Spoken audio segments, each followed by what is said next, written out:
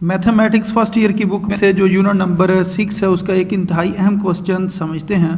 ये क्वेश्चन कुछ इस तरीके से लिखा गया है, if a square comma b square and c square are in arithmetic progression then show that.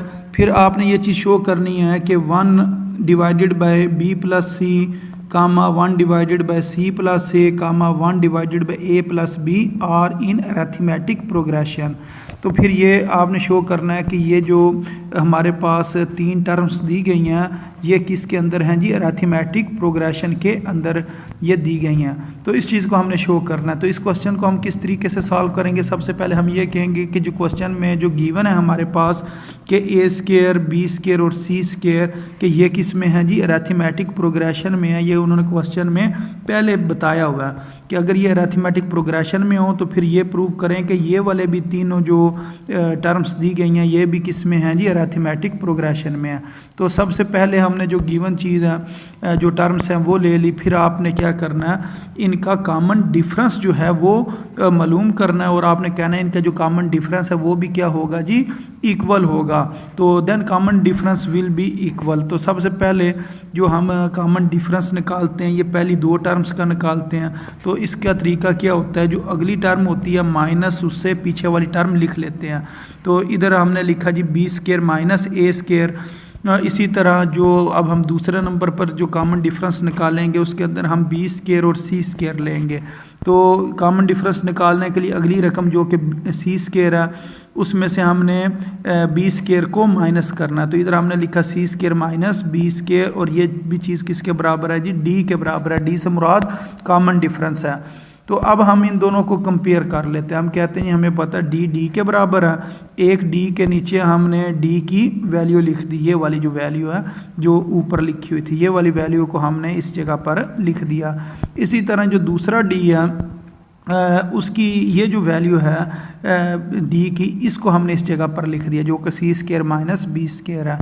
अब आपने क्या करना है, इनका फार्मूला ओपन करना है। मसलन ये बी स्क्वेयर माइनस ए स्क्वेयर ये किसके बराबर होता है, जब दोनों टर्म्स के ऊपर स्क्वेयर स्क्वेयर लिखा हो, जैसा कि इसके ऊपर भी है इसके ऊपर भी स्क्वेयर लिखा हो और दरमियान में क्या लिखा हो, माइनस लिखा हो।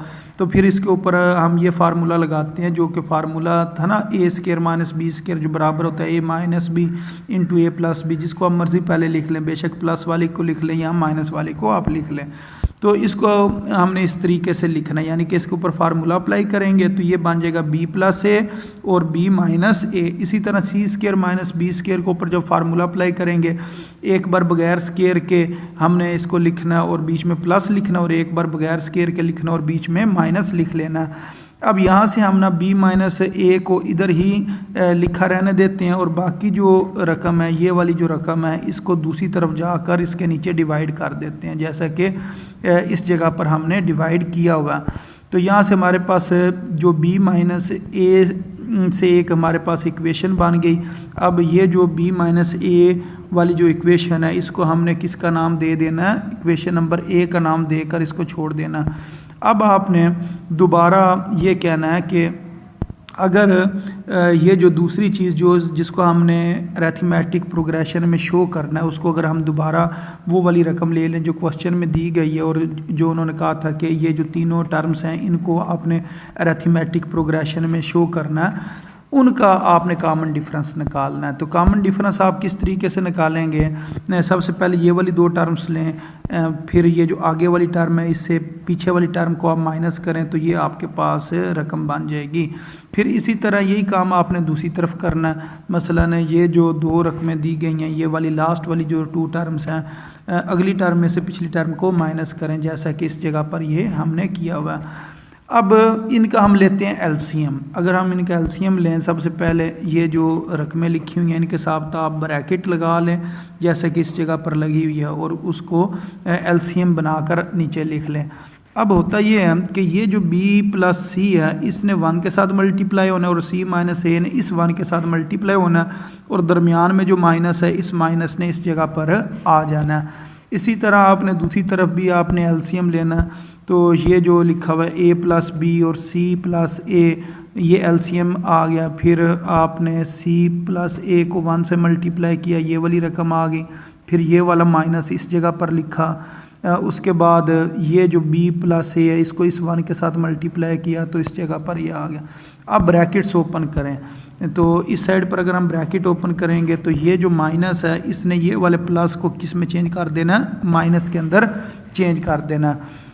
उसके बाद इसकी अगर हम देखें तो कटिंग हो सकती है, ये प्लस सी लिखा है माइनस सी, ये दोनों कैंसिल हो जाएंगे। अब सेम यही काम आपने इस तरफ करना है, ये जो माइनस है इस प्लस को क्या चेंज कर देगा जी, माइनस में चेंज कर देगा, फिर प्लस ए और माइनस ए ये दोनों कैंसिल हो जाएंगे। अब इसके नीचे भी लिखा हुआ है सी प्लस ए और इस साइड पर भी नीचे लिखा हुआ है सी प्लस ए, ये दोनों कैंसिल हो जाएंगे। अब जो ऊपर चीज़ बचेगी ना वो बचेगी बी माइनस ए, आपने इस जगह पर बी माइनस ए लिख देना और नीचे क्या लिखा हुआ है बी प्लस सी, उसको आपने नीचे लिख देना। और इसी तरह ये जो है सी माइनस बी इस जगह पर आ जाएगा, ए प्लस बी इस जगह पर आ जाएगा। अब इधर भी आप ना b माइनस ए को एक साइड पर रहने दें, यानी कि ये जो लेफ़्ट साइड है इधर रहने दें, ये जो b प्लस सी है ये मसलन इधर डिवाइड हो रहा है, इस साइड पर आकर इसने मल्टीप्लाई हो जाना जैसा कि इस जगह पर। तो यहाँ से अगर आप देखें तो ये जो b माइनस ए की हमने जो वैल्यू निकाली है इसको हमने किसका नाम दे दिया, b का नाम दे दिया। अब जो इक्वेशन नंबर 1 a और b अगर इन दोनों को अगर आप देखें तो ये दोनों का जवाब सेम आया।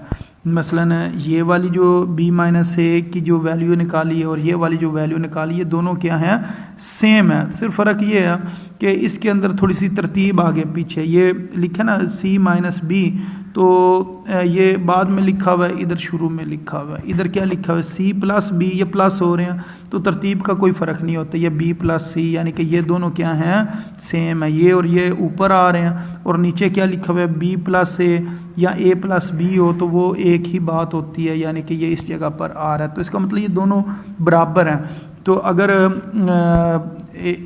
मसलन ए स्केयर बी स्केयर सी स्केयर हो तो उसका भी जवाब यही आया, और अगर ये वाली रकमें दी गई हों तो इसको भी सॉल्व किया तो इसका भी यही जवाब आया। तो इसका मतलब ये है कि ये दोनों क्या हैं, दोनों का कॉमन डिफरेंस सेम निकला। तो इसका मतलब ये जो बाद में उन्होंने कहा था ना प्रूव करें कि ये अरिथमेटिक प्रोग्रेशन में है, तो यहाँ से ये चीज़ साबित हो गई है कि दोनों का कॉमन डिफरेंस सेम आया। तो ये वाली जो टर्म्स हैं, ये वाली जो तीनों टर्म्स हैं, ये भी किस में है जी, अरिथमेटिक प्रोग्रेशन में है।